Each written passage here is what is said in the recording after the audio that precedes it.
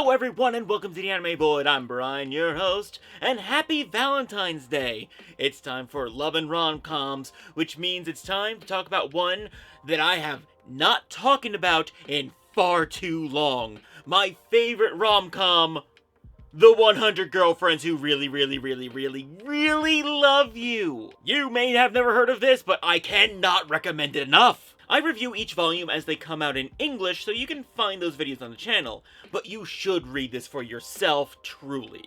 The story follows the protagonist, Rentaru, as he's entering high school. He's a young man filled with love, so much so that he's been pursuing it since he was 8 months old! Hark, not a knight, but a berserker cometh. He was, however, rejected every single time. 100 times to be exact. And this string of brutal rejections does have a reason behind it. The god of love made a clerical error. You see, soulmates are a thing in this universe, and a powerful thing at that. When soulmates lock eyes with each other, it's true love at first sight, just like that. People generally only get one soulmate in their life, so it's a very lucky thing. So lucky, in fact, that there is a kind of karmic retribution if one should reject their soulmate for any reason. So anyway, when filling out Rentaru's soulmate, the god of love was distracted by a rerun of Castle in the Sky and accidentally gave him 100 soulmates.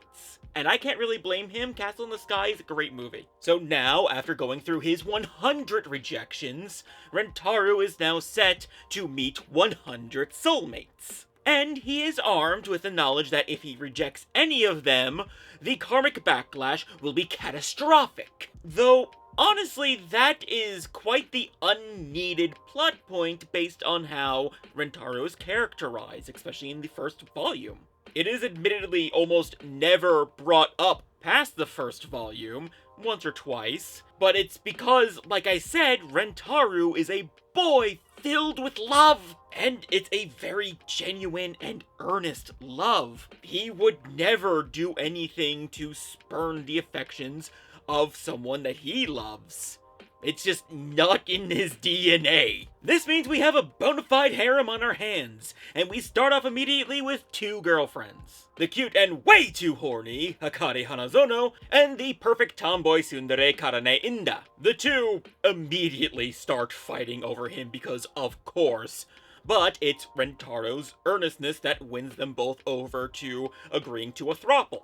Rentaru goes out of his way to find 2 pink 4-leaf clovers tied to a school legend about romance, because of course there's a school legend about romance. But he does find 2 so that he can give 1 to each girl, and we start our journey there. The series is ripe for major personality, not just because of all the waifus that this will produce, at minimum of 100 of them, but it's also incredibly self-aware about how weird and wild this plot is, and steers into it, making it even crazier. One of the girlfriends is a mad scientist making sci-fi concoctions that turns the group into babies at one point. This is bonkers and I love it!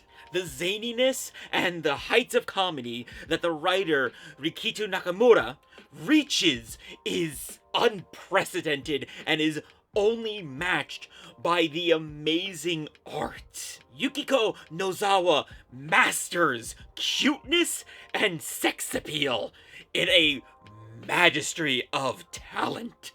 And you might be thinking that, sure, this sounds like a high-octane, crazy comedy, the likes of, like, Pawnee Pony Dash, where everything's insane, nothing makes sense, it's just wackiness and laughs. But you need substance, right?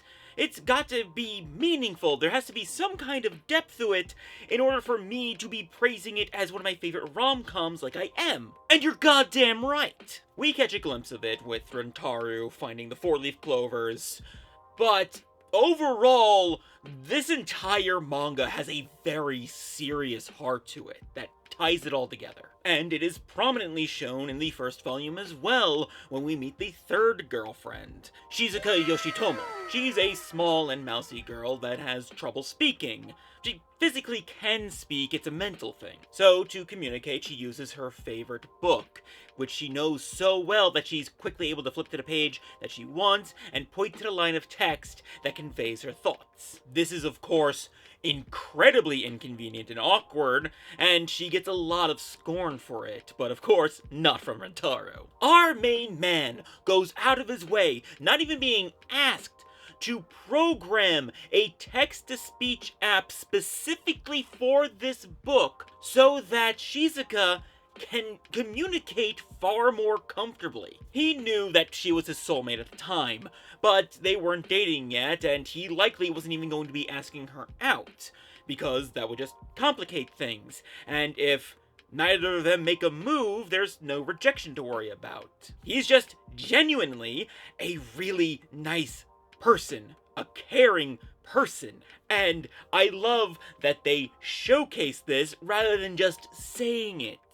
Show don't tell is the most important thing in all of storytelling, and it is displayed beautifully here. It is this beauty that leads Shizuka to confessing her love, but with Karane and Hakari's blessings, we got a foursome on our hands. Because, you know, in for a penny and all that. So yeah, not only is this a fantastic absurdist comedy, it's also an amazingly heartfelt romance. Somehow these two completely opposing aspects meld together to form a greatness that everyone should be experiencing. Not just in a manga, but full-blown animation as well. This should be way more popular than it is, and yet there's somehow another series that does follow a polyamorous relationship that somehow outshined it. The series I'm referring to is Girlfriend Girlfriend, which is just a poor man's version of 100 Girlfriends. And I'm not saying that as a dig to anyone who enjoys Girlfriend Girlfriend. I enjoy poor man's versions of a lot of things. But it is criminal that Girlfriend Girlfriend not only has an anime, but is getting a second season, while 100 Girlfriends has nothing! Naoya has nothing on Rentaro, let's be real here. Saki Saki deserves so much better, and it goes back to my point of show don't tell. Girlfriend Girlfriend only tells! I watched a majority of the first season, and I could not tell you why either girl was in love with Naoya. She's such an unlikable dumbass. As you can tell, I'm pretty bitter about that, but that's all of the negativity that I want to put out there. While I do have personal opinions of Girlfriend Girlfriend, the two series can exist in harmony. Plus, 100 Girlfriends is more fantastical in certain regards, so it hits a slightly different demographic.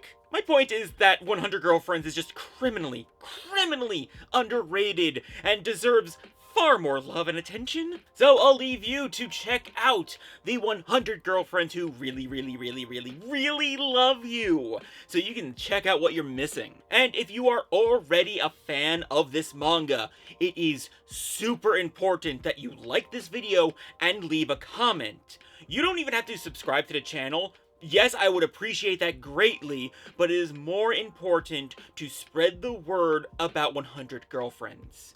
And to do that, more engagement on this video means that it will reach more people's recommendeds.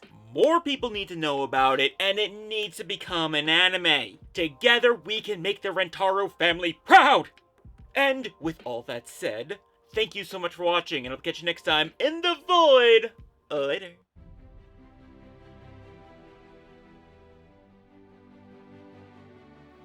I need to eat lots so I don't waste Kurumi-san and the team's efforts!